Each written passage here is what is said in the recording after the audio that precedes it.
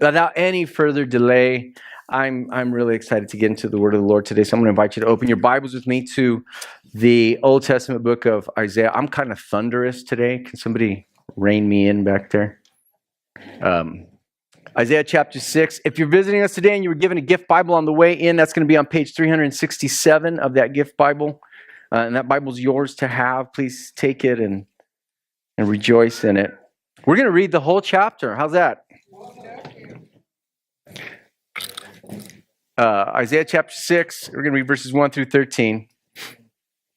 And the word of the Lord reads as follows. In the year the king Uzziah died, I saw the Lord sitting upon a throne high and lifted up. And the train of his robe filled the temple. Above him stood the seraphim. Each had 6 wings. With 2 he covered his face, and with 2 he covered his feet, and with 2 he flew. And one called to another and said, Holy, holy, holy is the Lord of hosts. The whole earth is full of his glory. And the foundations of the threshold shook at the voice of him who called, and the house was filled with smoke. And I said, Woe is me, for I am lost, for I am a man of unclean lips, and I dwell in the midst of a people of unclean lips. For my eyes have seen the King, the Lord of hosts. And then one of the seraphim flew to me, having in his hand a burning coal that he had taken with tongs from the altar, and he touched my mouth and said, Behold, this has touched your lips. Your guilt is taken away, and your sin atoned for. And I heard the voice of the Lord saying, Whom shall I send, and who will go for us? Then I said, Here I am. Send me. And he said, Go. And say to this people, keep on hearing, but do not understand. Keep on seeing, but do not perceive. Make the heart of this people dull, and their ears heavy, and blind their eyes, lest they see with their eyes, and hear with their ears, and understand with their hearts, and turn and be healed. Then I said, How long, O Lord? And he said, Until cities lie waste, without inhabitant, and with houses without people, and the land is a desolate waste, and the Lord removes people far away, and the forsaken places are many in the midst of the land. And though 1/10 remain in it, it will be burned again, like a terebinth or an oak whose stump remains when it is felled. The holy seed is its stump. This is the word of the Lord. Let's pray. Holy Spirit, we thank you for inspiring these words.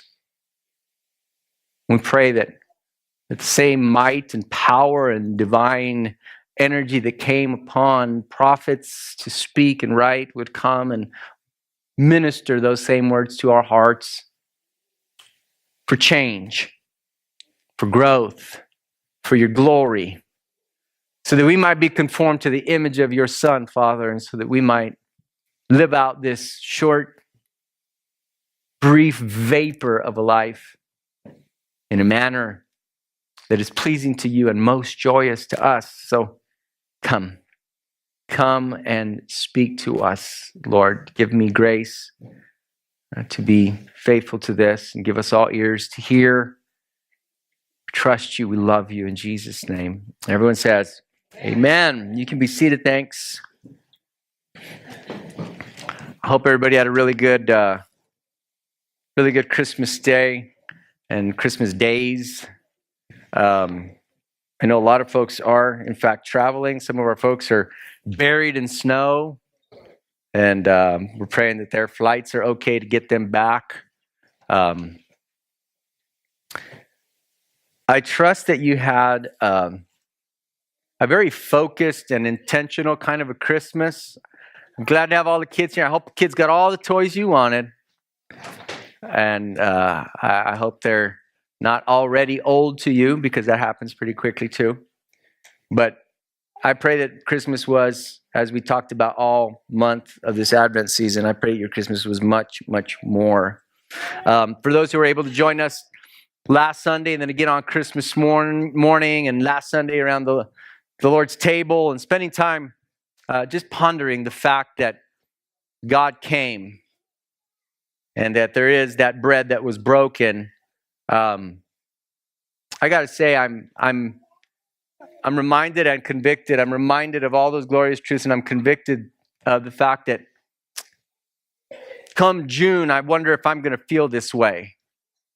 And if I'm going to be so focused and grateful on the fact that Jesus came in flesh. And I pray that together we can encourage each other that would be the case. And now we gather for what is our last Sunday in 2018. How did that happen, huh? Just like that. I was looking at this passage. I was thinking, when's the last time we spent time in Isaiah 6? And it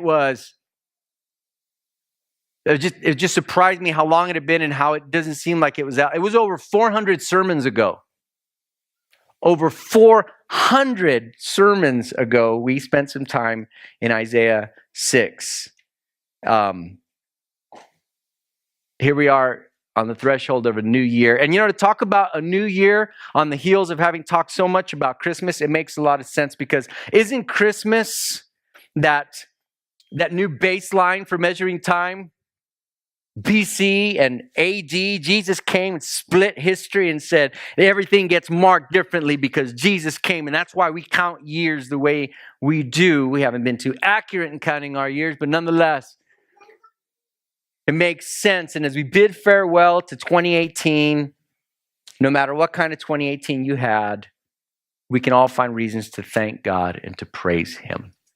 I mean, we all of us can. We've had some exceedingly pleasant times. Maybe 2018 was the year that you gave your life to the Lord in complete devotion and repentance. You turned and trusted Him for salvation. Maybe this was the year you were baptized and made a public profession of that faith. Maybe a baby was born to you, or a grandchild.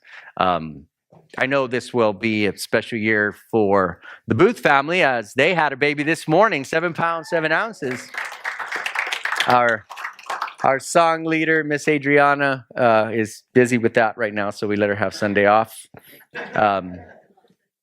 We've had some exceedingly pleasant times. Maybe in 2018, a relationship was reconciled or just made better than it had previously been. That's big. Perhaps you received a healing this year. God healed you from a disease, or perhaps He brought you through a procedure of some kind. Maybe there's just, as you look back on 2018, you can say in all humility, but with all glory to God, this was a year of marked and notable spiritual growth for me. I'm a better person than I was December of 2017. By God's grace, I know His Word more. I love Him more. I love others more. Perhaps that's how you look back at 2018. Perhaps you were used by God in some particular ministry in a new way, and you saw fruit, and that feels good. And you look at 2018 with a sense of satisfaction and joy. And the truth is that 2018, the Lord has brought us through some rough moments too, for sure. Tough times as individuals. Every one of us had a different 2018, right? Tough times as families, perhaps. Families have gone through things together in 2018. As a congregation, we've been through some tough times in 2018. It's part of life. It's part of what we do here on earth, is go through trouble. Tough times, but it seems that those tough times tend to stand out in a particular way. It's sometimes those tough times that are just so glaringly obvious when we look back over 2018. We're a little quicker to forget the good times. We're a little quicker to forget the victories and the apparent victories. But the truth is, in ways, sometimes glaringly obvious ways, and some are harder to perceive, we've all experienced, every one of us, something of God's work in our heart. And I know that, and I can say that without fear of being wrong and with full confidence, because God's word Himself says that He who began a good work in you is faithful to complete it until the day of Christ Jesus. And He didn't take 2018 off. He worked in you. He worked, maybe it was through chastisement, or maybe it was just through promotion, or whatever it was. God was at work in every one of us. Like I said, some of these ways are just much more easily perceived. Sometimes it's deep and it doesn't show on the outside quite so much. But God's been at work. Truth is, it's also true that we have, some of us, accepted and embraced and longed for and received his work in our lives. And others of us have resisted, not been the best students of his teaching through 2018, but nonetheless, God's been at work. And much of that has taken place in 2018, all that he's going to do before his day, that great day. But in the closing days of this year, we do well to reflect. We do well to look back. And no, this is not where we start the video montage, some retrospective on what 2018 looked like. And like I said, the painful days seem a lot more easily recollected in our minds. It just seems to come a little more easily. The pain seems to stand out. But we need to be careful to give God glory, because in all of our days, including the difficult ones in 2018, God has been there, and he's been good, and he's been in control. He's deepened our faith, and he's increased our hope, and he's further purified our motives. And so I think we do well to tell the Lord with all of our hearts. And for things that maybe aren't entirely clear yet, things that have happened that we're not sure why they happened, but in trust in his word and in his impeccable track record, we can say, thank you for all you've done in 2018. And I invite you to take time to do that, to pause. That's what God has done for us in 2018. He's been faithful. But we're not just going to reflect, because there's just something so tempting about a new year. There's something so tempting, so exciting, so motivating about the turning of that calendar page. No, we don't turn pages on calendars anymore, huh? I just dated myself really badly.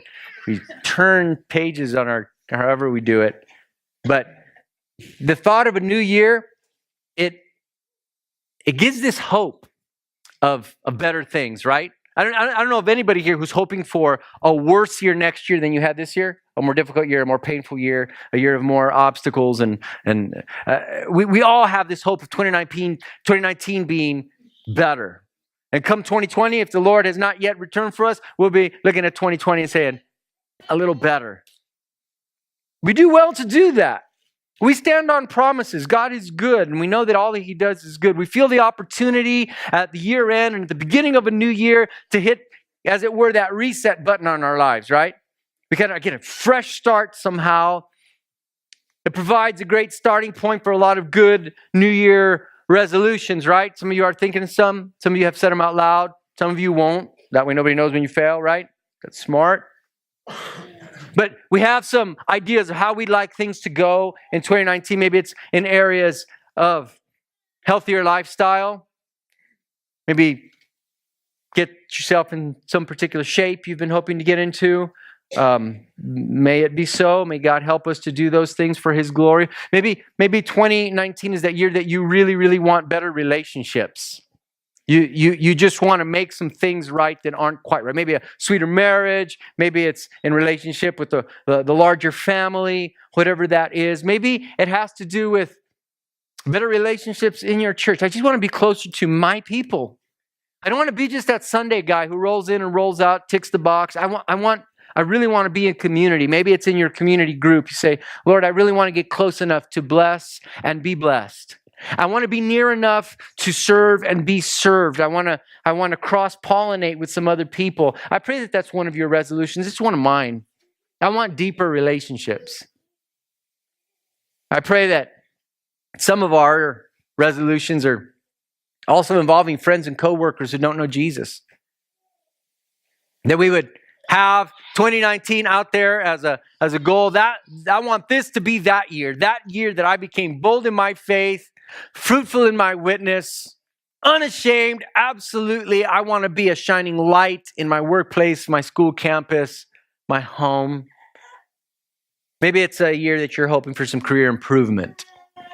You want to be promoted. You want God to use you in bigger and better things, and for God's glory, may he grant that. Maybe you've got some unfinished tasks. This is going to be the year that you finally fix that, whatever's been broken for so long. That you stop that dripping or that squeaking or whatever the case is. Wives, don't even look at him right now. Just leave him alone. It's not your time. But there's those things that are just hanging out there. I pray that we hold as a very common resolution among us that this is going to be a year that I read the Bible. How about this? That I read through the Bible. How about this? That I read through the Bible a couple of times. That's easier than CrossFit, man, and more beneficial. That we would say, Lord, I'm going to feed on your word this year with regularity, with an appetite, with a devotion that it deserves. I'll give myself to a life of prayer this year. I want to pray better in 2019. Quantity and quality. I want to pray better. I want to meet God as he has made himself available for meeting. I pray that that's a shared resolution among us, amongst other spiritual disciplines that I pray we're putting out there. The beginning of a new year provides opportunities for a lot of good thinking and praying and planning. And if you have all of these intentions for good, you have all these intentions for better, for you is the benediction of the Apostle Paul in 2 Thessalonians 2. Now may our Lord Jesus Christ himself and God our Father, who loved us and gave us eternal comfort and good hope through grace, comfort your hearts and establish them in every good work and word. God wants to bless you in your efforts towards good. Know that going into 2019. It's not prosperity preaching. This is the promises of the Word of God. Stand on them. Embark on them. Sometimes we're scared to even make resolutions. Oh no, I know myself. I fail. I know myself. I go back on my promise. I know myself. And that may all be true, but how about I know him? I know him and he will help me to glorify his name in these areas. And because with all of our plans and hopes for bettering, because we know that the truth is that without God's supernatural enabling for change, we would otherwise just be destined, just left to relive similar struggles, relying on very familiar weakness that is ours. Don't you hate it? Don't you really hate it when one year looks exactly like the other year? And maybe you strung together 3 drab years that just seemed like there was maybe no valleys, but no peaks either. And it's just grinding. The only thing that's changing is there's a few more wrinkles in the mirror. And something in your spirit, and more importantly, something in God's spirit is telling you, that's not why I saved you. Just to grind it out. There's a frustration that begins to set in when one year seems to look like the one before. Meanwhile, the Word and the Spirit and our own spirit cry out for something new. And our longings, we know that our longings will not be satisfied with just better. God has sown eternity in our hearts, and we want perfection, and perfection is coming. But between now and there is not perfection, but there can be and must be progress. Spirit tells us that. Moving us from certain things and thoughts into a knowledge and a relationship with Him that's better. And even if you, maybe you're one here that's saying, you know what? I'm not of the camp that says, I can't wait to close that chapter called 2018. Put it behind me. I don't even want to think about it. I'm done with you, 18. Maybe you're the other ones that says 2018 was amazing for me. And I am scared to get into another year that might not measure up. 2018 was a great year. That just can't be topped. And I'm just scared to leave 2018. Maybe you had a remarkably good year. But to step to an even greater joy and a greater blessedness that God offers is not just possible, but know this, it comes with major upheaval. Even if 2018 has been a year of relative peace and progress for you, the depth of grace and growth that God promises and that His Spirit is calling us to, it necessitates that uncomfortable thing that we call change. And I don't just mean papering over things and rearranging the furniture. I'm talking about change. And it's here where we find Isaiah at the beginning of chapter 6. And I know as we jump into a passage like that, maybe you're not familiar with the context of it, and it might seem kind of abstract and weird, but this is exactly the kind of feel. This was the air that Isaiah was breathing as he wrote down these words. Isaiah was a righteous man. He was a faithful prophet in the land of Judah. Over 700 years before Jesus was born, he was a learned man. He was a historian for the kings of Judah.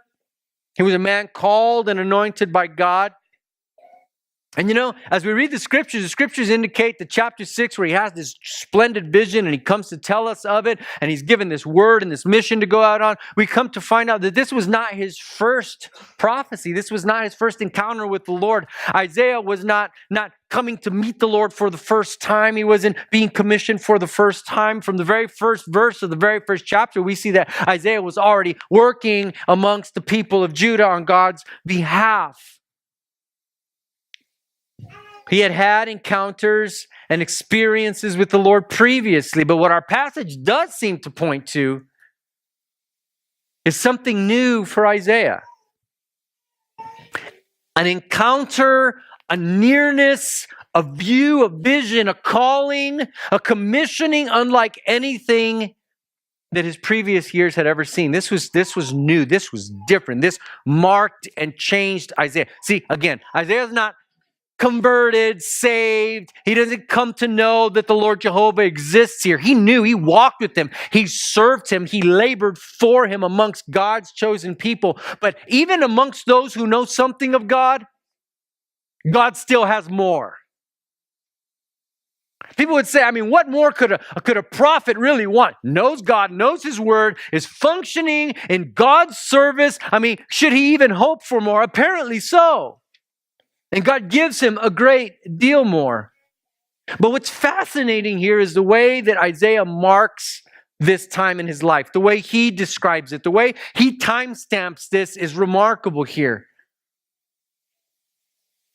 Where this falls in Judah's history, where this falls in his own personal ministry, it's ordained by God, but it's described by Isaiah in a remarkable way. In the first few words of our passage, describing this glorious vision, he sets it, he frames it by saying that this new vision of God, this new life of service, happened in the year that King Uzziah died. So that you know where this falls in the timeline of Judah's history, of Israel's history, of redemptive history. This happened the year that King Uzziah died. If you've been around the Old Testament at all, and you read through the long litany of kings that came to rule the northern and the southern kingdom, and you hear about when one ascended and one descended, things are marked by the years of the life of a king. In the third year of so-and-so, in the second year of so-and-so, it's the life. They mark the years that they ascended to the throne. They mark the years that they had great achievements and battles, but they always talked about things that marked them by years in the life of a king. And it's rare and it's strange and it's significant here that Isaiah says this happened, and he marks it by saying in the year that King Uzziah died. This change in his life, in his service, from serving God in one way to serving him in a greater way, it happened in the year that he calls the last year, the dying year, the year of the demise of the King Uzziah. And he says this for a reason. Uzziah was considered among the kings of Judah to be one of the best. He led a time of great economic wealth, beginning with his ascension to the throne at the age of 16 years old. He raised a standing army of well over 300,000 trained men. He built strategic innovations. He conquered enemies using innovative technologies, new weaponry. The guy was cutting edge. Economy's booming. Ranks are swelling in the army. They are geared like no other army around them. And they were not just a parade kind of an army. They went about and defeated foes like the Philistines and the Ammonites. Great war machines leveled under the reign of King Uzziah. And not only was it great, but it was long. King Uzziah reigned for 52 years. Oh, we look back on the so-and-so administration and the this and that presidency. Those were the days. 4 years, 8 years at best. 52 years of prosperity and victory. No other nation could stand against them. National pride is swelling. They just feel the smile of God on them. Some have called these the best years since the days of wise Solomon. And it's when he died that Isaiah has a vision. Those years of Uzziah's earthly existence are characterized on the whole as being great years, wonderful years, prosperous years. What gets left out in the greater corporate cumulative memory is that the last chapter of his life was not a good one. Let me just read it to you the way the chronicler writes it, because he does a much better job than I. If I could just have your attention for a moment. 2 Chronicles chapter 26. It describes Uzziah and it says this. And he did what was right in the eyes of the Lord, according to all that his father Amaziah had done. He set himself to seek God in the days of Zechariah, who instructed him in the fear of God. And as long as he sought the Lord, God made him prosper. He's under good discipleship. He's being taught the things of God, and not only being taught them, that's only half the equation. He's responding to the teaching in faithfulness. And as long as he did the will of the Lord, God prospered him and the whole nation with him. And his fame spread far, for he was, listen to this, marvelously helped till he was strong. So all that he had received from God and his goodness. God was helping him. But when he was strong, he grew proud to his destruction. For he was unfaithful to the Lord his God and entered the temple of the Lord to burn incense on the altar of incense. But Azariah the priest went in after him with 80 priests of the Lord who were men of valor. And they withstood King Uzziah and said to him, "It is not for you, Uzziah, to burn incense to the Lord, but for the priests, the sons of Aaron, who are consecrated to burn incense. Go out of the sanctuary, for you have done wrong, and it will bring you no honor from the Lord God." Everything else I touch turns to gold, said Uzziah. And I'm going to just exert and extend my influence all the way into the temple. And I'm going to go in and do what no other king had ever dared to do. And I feel like it pleases me. It is the king's good pleasure to burn incense before the Lord. And he steps in and everyone else would bow and kowtow to him. But now the priest stood up and said, "You just went too far, friend. Wonderful as you are, there are limits to your jurisdiction, and you just crossed, and you just came in, and you decided to take upon yourself the privilege of those who were created by God and consecrated by God to do that, and you think you're wrong." And they said, "This is your last chance. Get out now." And he had every opportunity to say, "Mea culpa, I'm wrong, I'm proud, I'm sorry, burn incense and kill a sacrifice for me, I'm wrong." No, it says something else. After they had scolded him, verse 19 says, then Uzziah was angry.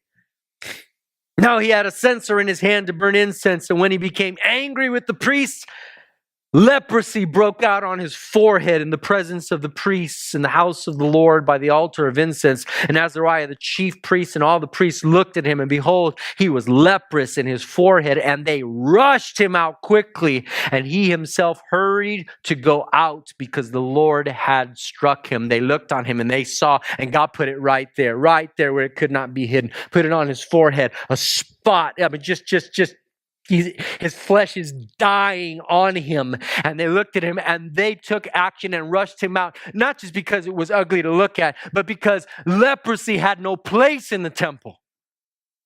Not only should you not be in here with an incense, but you can't be in here with leprosy. And as they rushed him out, those would be the last days that Uzziah would ever look at the inside of the temple again, because lepers aren't allowed.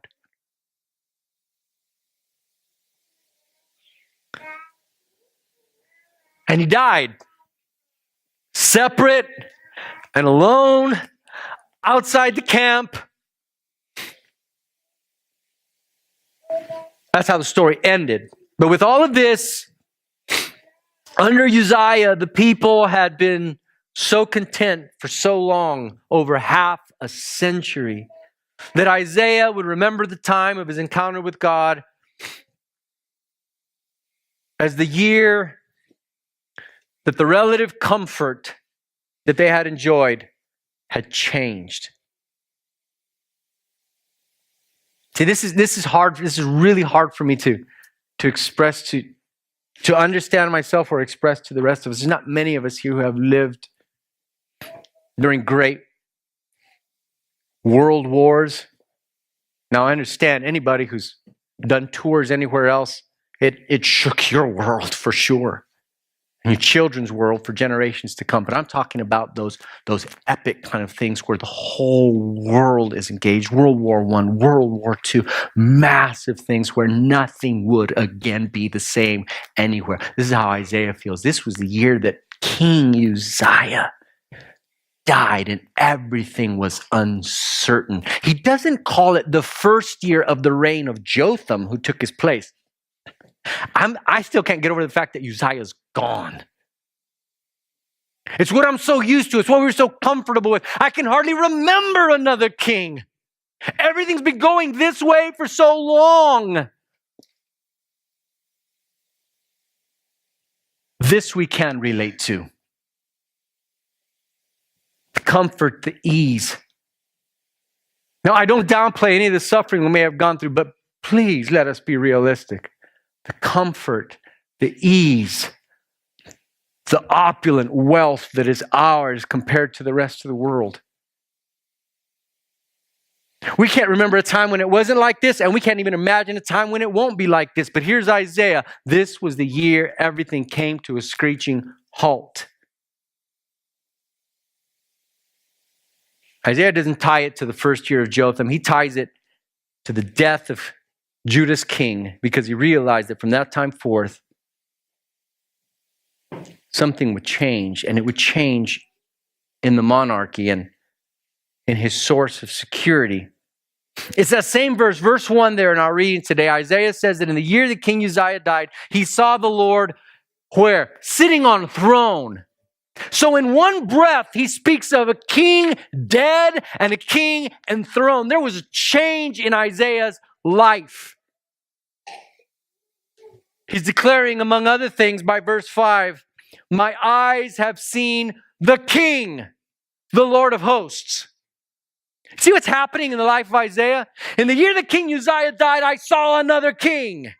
In the day that King Uzziah died, in the year that King Uzziah was no more, I was not left kingless.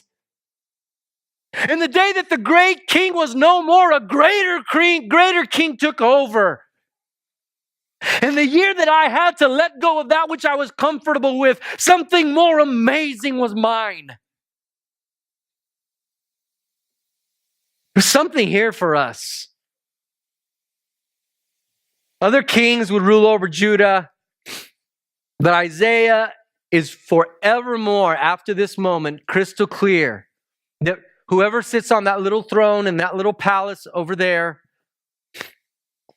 he knows that his heart and his ministry were pledged to the King of glory, the Lord of hosts, who never dies. He went from relative security to total security. He went from relative comfort to unshakable shalom. But it necessitated the death of the previous king.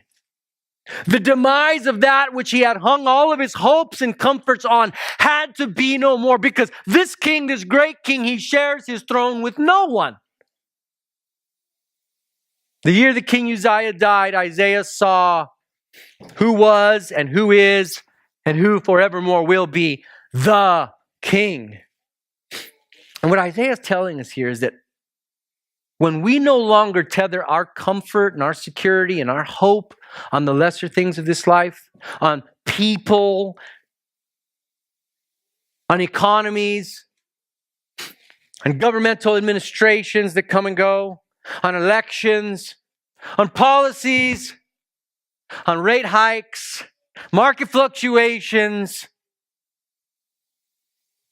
I don't know, maybe some of you may be furloughed right now as we speak during the government shutdown. Everything's kind of shaky.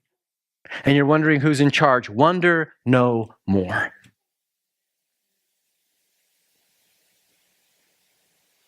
"52 years of relative comfort under Uzziah couldn't compare to the fulfillment of encountering and serving the King of Kings." And for Isaiah, this came as a vision.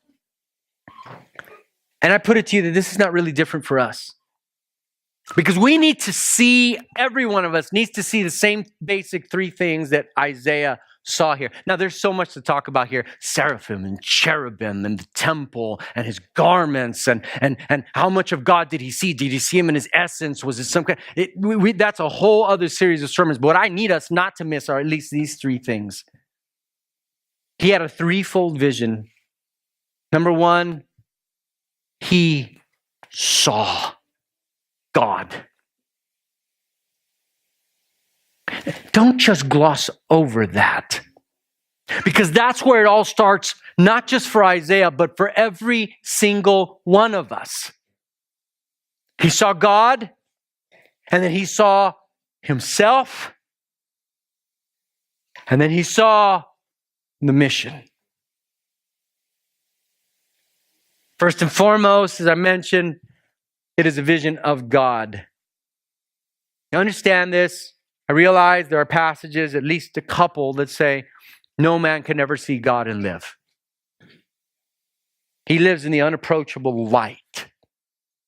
Absolutely, that's true. But yet we see in scriptures passages like this, where God in some form does not reveal his essence that would be to us mortal, that would be to us just the end of us. He is willing to give us glimpses, as it were. To Moses, his hinder parts, the afterglory, whatever that was. And here, it's not just what his eyes saw, but how he responded in the depths of his heart that made all the difference for him. God has always desired to be seen by us. Psalm 97:6, "The heavens proclaim his righteousness, and all the people see his glory." In his creation, we are to see his glory and be marveled. Now we could go on and on and on, but here the Apostle John cuts to the chase when he says in the first chapter of his gospel account, he says, "The beginning was the Word, and the Word was with God, and the Word was God." And he can't get past verse 14 without saying, "And the Word became flesh and dwelt among us, and we beheld his glory, glory as the only begotten of the Father, full of grace and truth." He says, God made himself known, the writer of Hebrews. God has spoken to us in many ways, in various ways, through prophets and all kinds of different ways. But in this last day, he has revealed himself. He has spoken to us. He has shown us the resplendent effulgence of his glory, where in the person of Jesus the Christ, God has always wanted to reveal himself. He's always always wanted us to set our eyes upon him, to have a glorious vision of him that would alter us as well. Let me tell you something about this. Isaiah has this vision. He sees the Lord high on a throne, lifted up, train filling, seraphim, beautiful, wondrous, frightening. He's fearful for his life. And that had left generations for 7 centuries wondering, what must that have been like? What did he see? What did Isaiah see? Does he give us the details? Probably those things that are just unlawful to write and talk about. What did he see? What did he see? What did he see? And then John comes along, and in chapter 12 of his gospel, he lets us know that Jesus told us what it was that Isaiah saw. John chapter 12.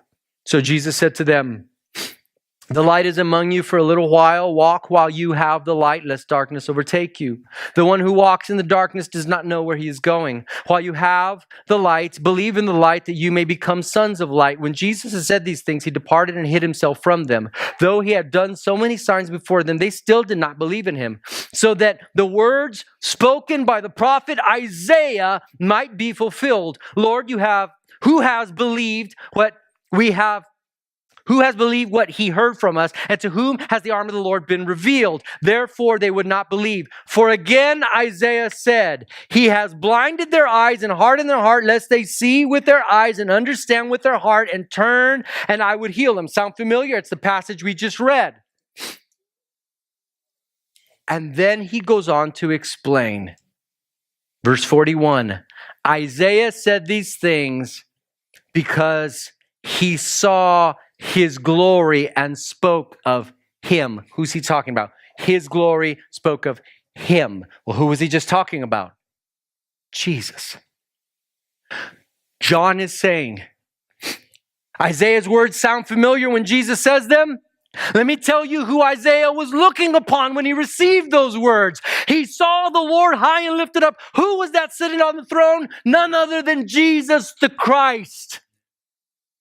And before we get jealous and say, well, of course, I'd be a prophet too. I'd be a thunderous prophet if I just had a vision of God like Isaiah did. You have Jesus. You have 66 books of the revelation of who this Jesus is. You have all you need to be a thunderous prophet in your generation. You see nothing less than Isaiah's seen. Matter of fact, what you hold, prophets and angels have longed to look into. What they knew by faith, you know by name. His name is Jesus. John explains that the Lord Jehovah that Isaiah had seen in his vision was the Christ. The Jesus of the New Testament is Jehovah of the Old Testament. And I want to tell you from jump, what Isaiah saw dimly for a moment, we see with much greater clarity and vividness. If what he saw dimly in an instant moved and changed him, how much more we who have the scriptures before us every single day and the Spirit to lead us in them. And what he saw in a flash changed him, and we're still talking about him, lo, these over 2,700 years later, with the vision of Christ that is put before us. What kind of lives ought we to live? He just saw him at a glance. We can ponder him revealed in the scriptures. The gospel we read and hear and sing and converse about over meals and at parks should allow us to see Jesus and be forever changed. So let me ask you, have you seen the King? Have you seen this King? This is not something we can answer flippantly or cavalierly and just say, yeah, I've seen him. Isaiah was scared he'd almost die for the revelation he'd received. It shook him to the core of his existence. No room for religious, yeah, I've seen him.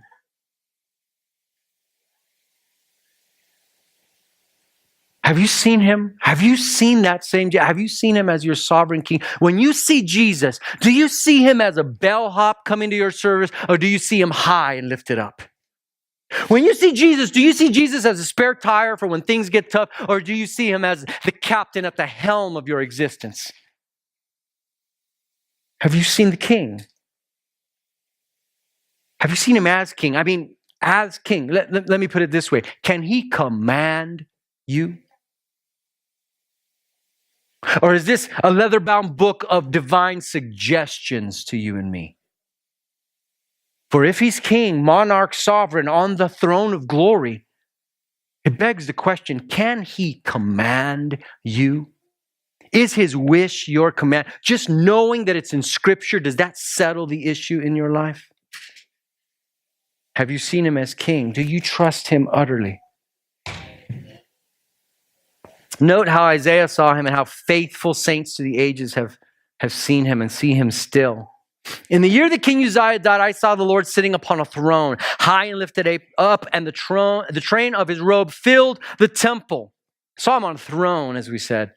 It's that place of authority. We still have in our mind Jesus, meek and mild, with the lamb draped on his shoulders and a black velvet painting somewhere. He's so nice. I invite you to a new vision of the risen Christ. I invite you to see him seated on a throne. I invite you to see him as the King of glory. No less tender, no less kind, no less gentle, but by no means so meek and so mild that we can just sit him in the corner till we need him. See him as king. Now let's note something as well. This was the time that Isaiah saw him on the throne. It wasn't the moment when Jesus took the throne. Jesus is not calling you to make him Lord. Brother, sister, he's been Lord. He's inviting us to simply come to grips with his eternal lordship and to enjoy the benefits of that. He saw him on a throne. He saw him high and lifted up. That means preeminent, first in authority, first in rank, first in priority. That means he does not get from his subjects the scraps of their time, their treasure, their talents.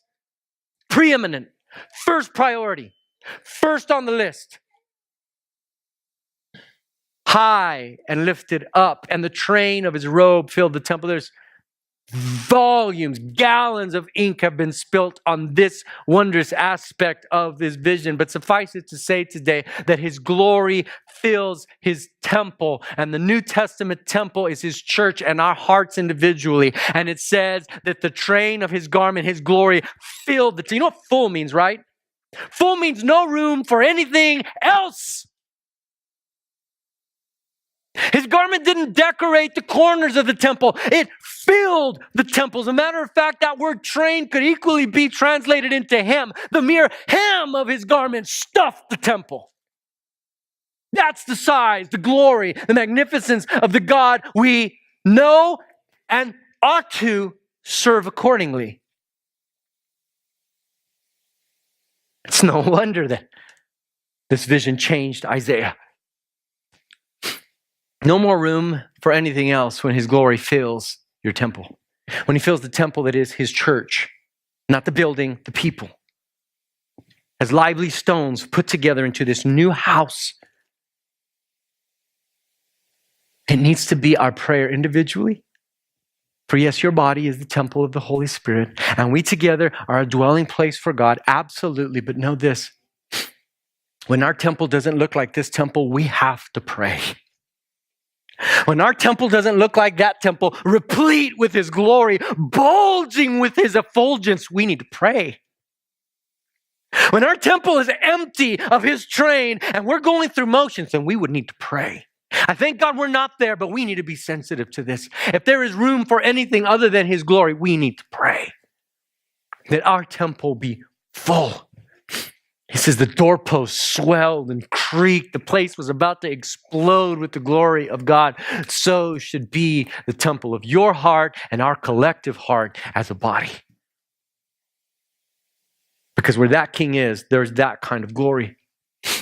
And above him, heavenly creatures, seraphim, 6 wings, 2 covered their face, covered their feet, 2 they flew and called to one another, holy, holy, holy is the Lord of hosts. It's a fascinating thing. You see this thrice holy, holy, holy, holy is the Lord of hosts. Over 700 years before Jesus is even born, you get a look into the future in the book of Revelation, and what are they still saying about him? Holy, holy, holy. They're saying it here. They're still saying, they're not done saying it yet. When is enough?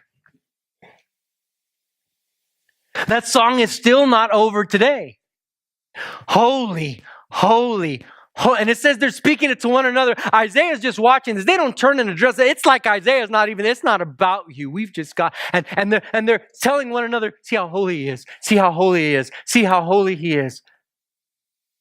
And that song still goes on today. And the question is this: have you seen this Savior? And is he so holy and transcendent to you that you will naturally be able to join into that song now and forevermore? Do you feel like you've said holy enough? I've already praised him. You finished? You're done? You've exhausted his majesty. You've sung all that needs to be sung. Creatures more glorious than Isaiah could speak of nothing else than his holiness. How much more we? They don't mention Isaiah at all. It's like Isaiah's not even there. He just, sorry, my eyes have one object, and it's him. And all my praise goes to him. But Isaiah is taken first and foremost with the vision of God. In the year that King Uzziah died, I saw the Lord. But that's not all he saw. Because there's something that naturally happens once you've seen the Lord. Once you've had a vision of his glory, even if it's a glimpse of who he is and his majesty and his rule and his reign, there's something that happens. Your eyes inevitably will look at yourself. And Isaiah looked at himself, perhaps rightly for the first time. Verse 5, this is what a reaction to having met God looks like. It's not, okay, I'll join your church. No. It's not, all right, sign me up. No, look at this. Verse 5. Woe is me, for I am lost. I like the way the Authorized Version says it. I am undone.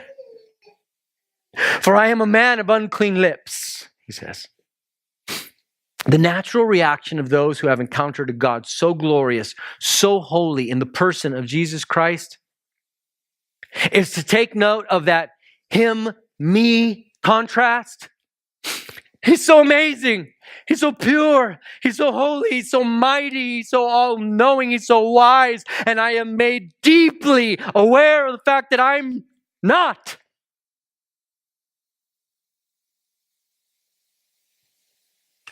Or do you worship a God who's just slightly better than you?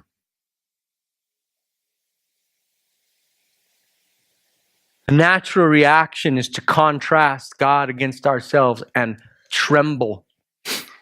You recall Peter's on the boat, Mr. I know everything. And he throws out the net. No fish today, career fisherman. Even amongst the best of the fishermen, there are days where we get skunked. And that was Peter's day, and he's going home, and he's got nothing else going on, and he's done, and the Lord says to him, hey, there's still fish to catch. A miraculous catch happens. And it dawns on Peter, I just watched a man bend the forces of nature. This is God in my boat. And he doesn't break out in a song, first and foremost. He doesn't offer him an offering, doesn't start writing out a check. But upon seeing his glory, the next thing Peter has to look at is himself. And he responds to Jesus, depart from me, for I am a sinful man, O Lord. Why does he want him to step away? Does he not love him? Does he not find him wonderful? He does, but he's fearing for his life in the same way Isaiah did. To come into contact with the white, hot holiness of God is to be made aware of the fact that I don't belong here. And if I'm not covered in someone else's grace, if I am not wrapped in some alien righteousness, alien to myself, I have no place here. Are you casual in God's presence? I'm not talking about your attire. But are you that casual in God's presence? Yeah, we're singing some old song. We're opening some old book. Are you casual in your prayer times?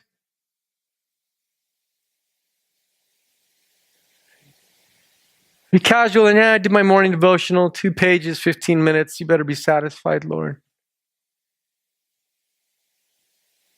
Or is there even moments where we say, oh Lord,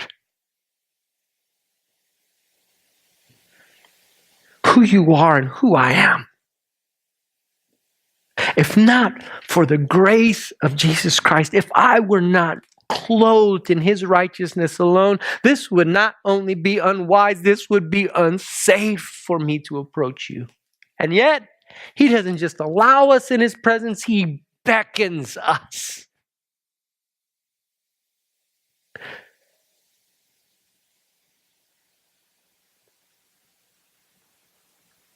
Woe is me, for I am lost.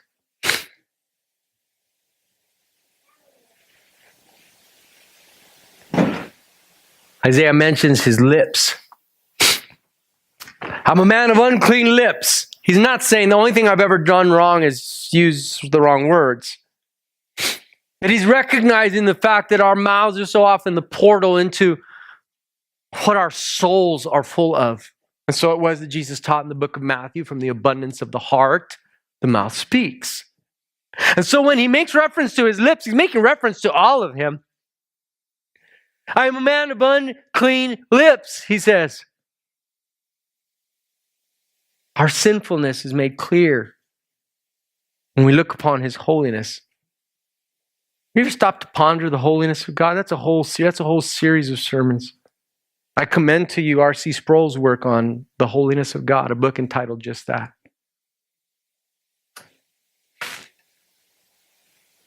But God is not like us. And yet he is for us. And yet in Christ he is with us. And Isaiah is coming to grips with this. He's very clear on who he is not. You know, when someone has really been impacted with who Jesus is, it shows. It shows. I mean, let's just call it what it is. It makes a difference. When someone has really been impacted with who God is, they are made desperately clear on who they are and who they are not. And there is just no more room for pride, for cruel judgmentalism on others, because you're so aware of who you are and what you've been forgiven in Christ. You're not so easily offended. You have to join Charles Spurgeon in saying, no matter how badly people speak of me, I thank God because they should be saying worse. Well, Pastor, that's not doing much for our self-esteem. You know, really, I'm more concerned with Christ's esteem in our eyes right now.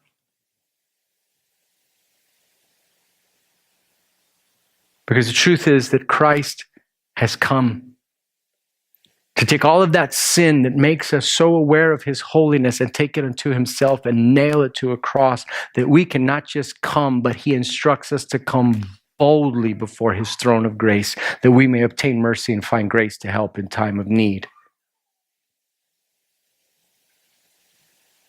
He says something else that's interesting.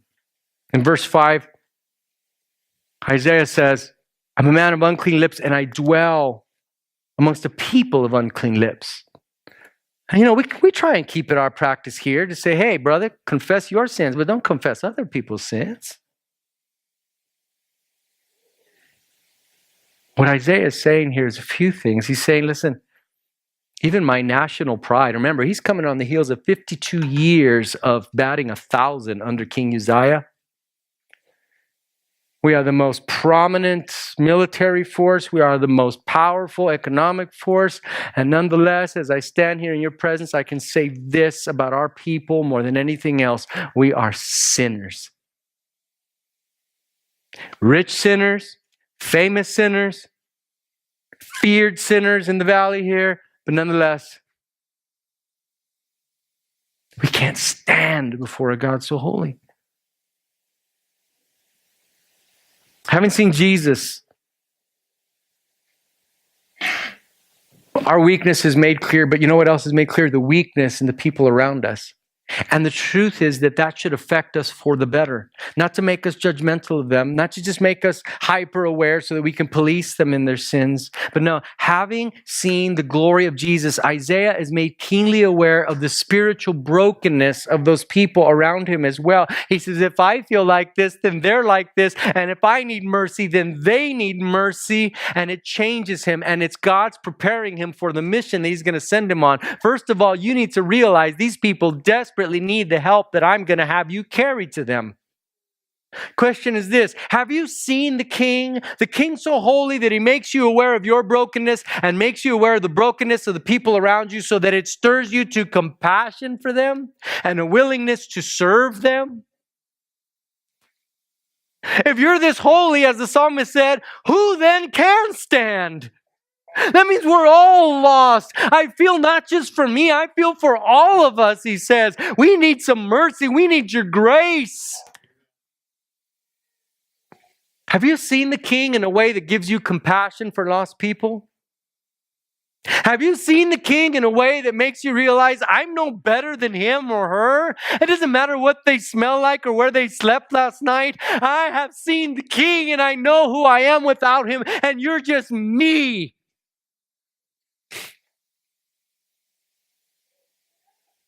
How many homeless people do we have to drive by? How many addicted people do we have to just shake our heads at?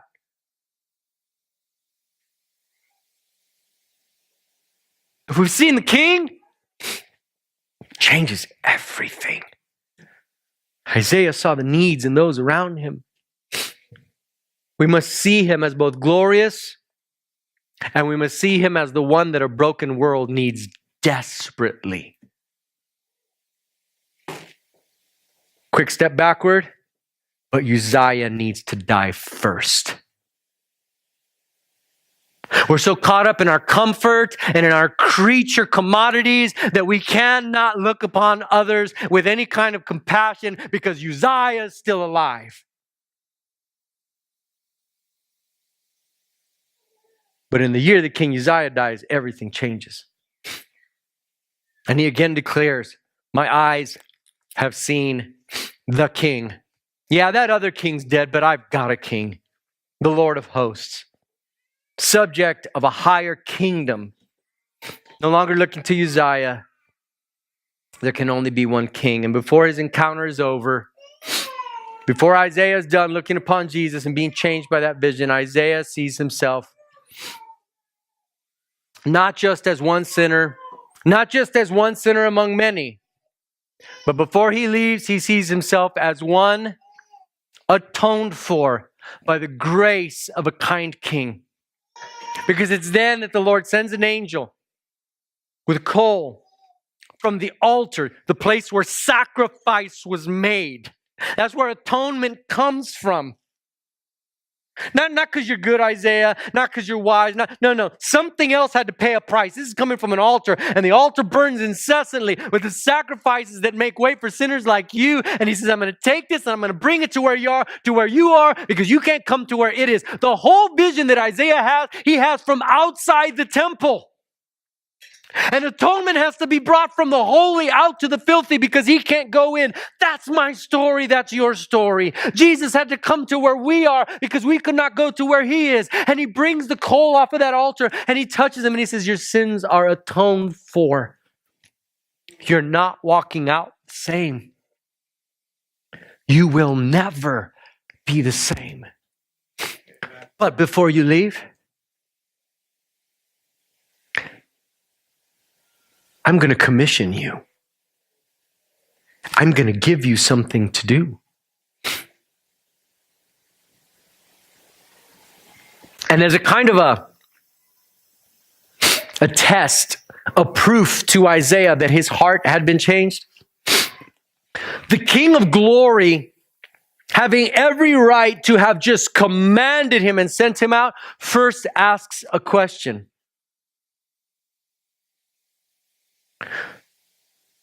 Whom shall I send? Who will go for us? And Isaiah hears leap from his formerly filthy lips an answer that he before could not have made. Here I am. Send me. Because of what I've seen and what I know of you and the needs that I know that are in me and around me, and because I know of your atoning power and your grace and mercy, I want to be a part of this. You know, it really is a pretty gutsy thing here. You've got the king, you've got seraphim, you've got amazing creatures there. God in all of his self-sufficiency sitting there saying, whom will go? And here, this peon of a man says, I want to be part of a miracle. He doesn't know if the offer is going forth just to angelic beings. He doesn't know if it's going forth just to his ministering, firing, flaming servants. No, he says, if you'll have me, I'll go. Notice, he doesn't qualify. Well, I'd like a little bit more of a job description first. I mean, what does this entail? I mean, what am I getting myself into here? No, send me. He doesn't ask, who else is going?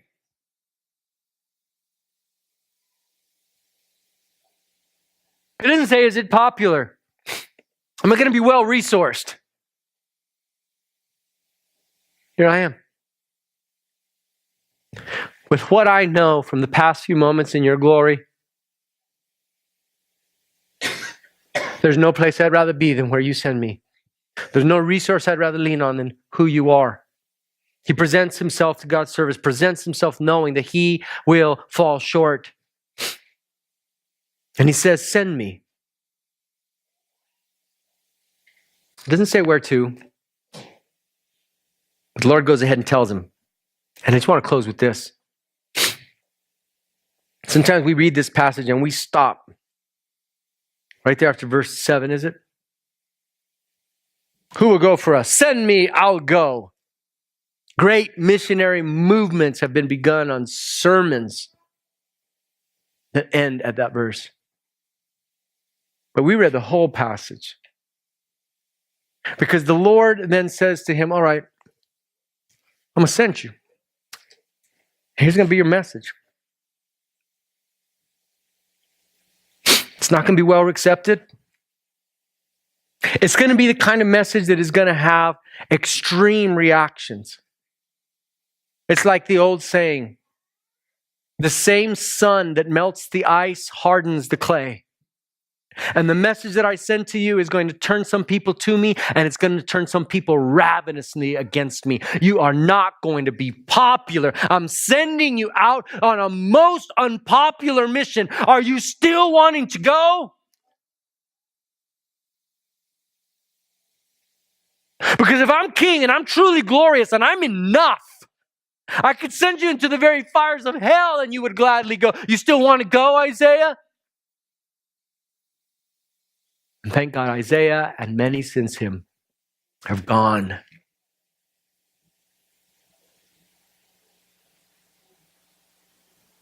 May we all respond with such resolve. But before we leave, back to the beginning.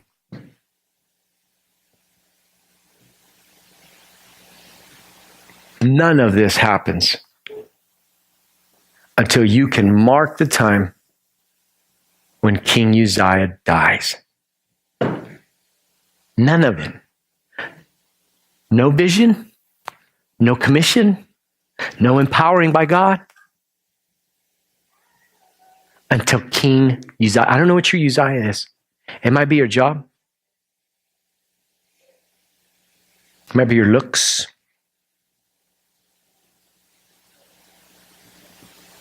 of your education.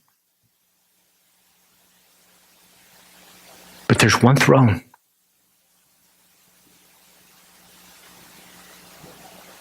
And the year that King Uzziah dies, a new year starts.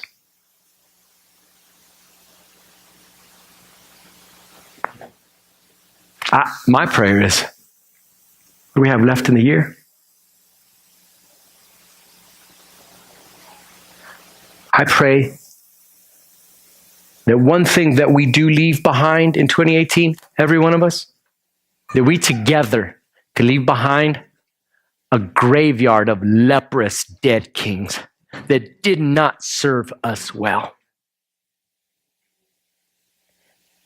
And that with a vision of this glory, of this king, we would go on into 2019 and that his kingdom would lurch forward. And that we would know the joy, even amidst unpopularity and those who would criticize, we would know the joy of the king's smile. Let's pray.